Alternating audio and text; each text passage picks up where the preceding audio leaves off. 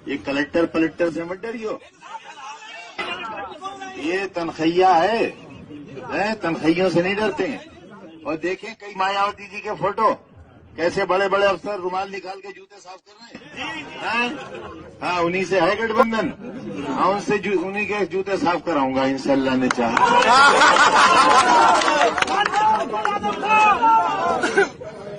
अच्छा, तो चेतावनी भी देना चाहेंगे कि अगर एक हिंदू का खून बहेगा तो एक हिंदू के खून के बदले आने वाले समय में हम प्रशासन से एफआईआर दर्ज नहीं करवाएंगे, बल्कि कम से कम 10 ऐसे लोगों की हत्या अवश्य करवाएंगे जो लोग किसी कतई अब बर्दाश्त की सीमाएं समाप्त हो चुकी हैं।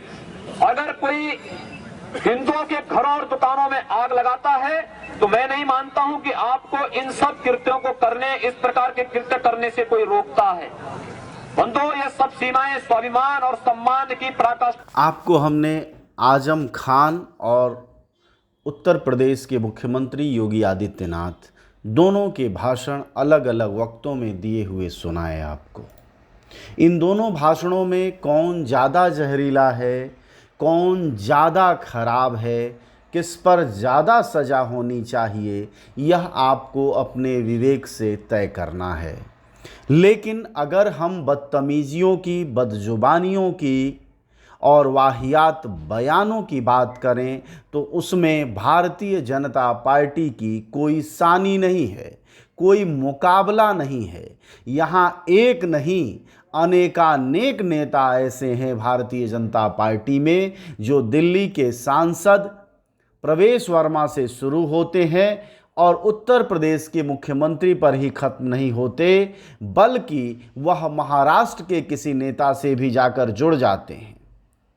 यानी अकेले आजम खान नहीं है जिन्होंने कलेक्टर के खिलाफ या मोदी या अमित शाह को गैर संसदीय भाषा में बात की है, बल्कि हमारे यहाँ राजनीति में यह सिलसिला है।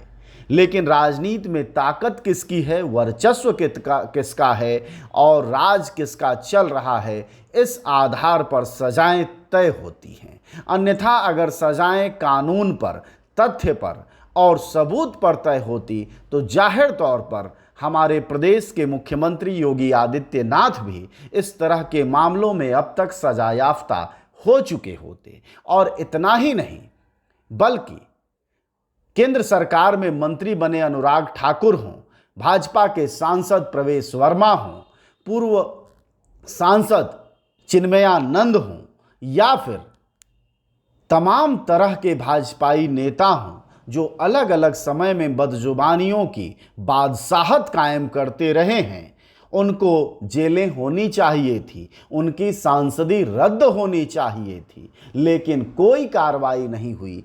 चुनकर आजम खान पर यह कार्रवाई की गई। जाहिर तौर पर इससे हिंदू मन खुश होगा और अल्पसंख्यक नाराज होंगे, लेकिन एक मुल्क के तौर पर हम कमज़ोर होते जा रहे हैं, जहां न्याय और कानून का काम चेहरा, जाति और धर्म देखकर किया जा रहा है और इस रियाज और रिवाज को लगातार मजबूत किया जा रहा है।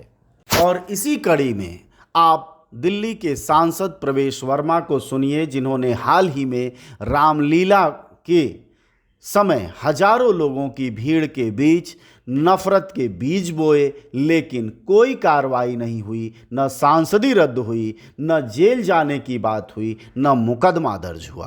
अगर इनका दिमाग ठीक करना है, इनकी तबीयत ठीक करनी है तो एक ही इलाज है, वो है संपूर्ण बहिष्कार। आप इस बात से सहमत हो?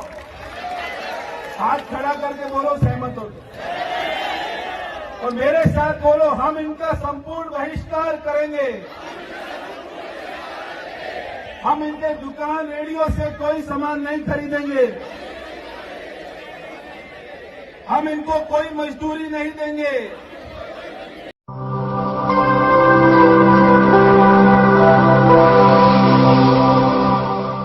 जन ज्वार जनता की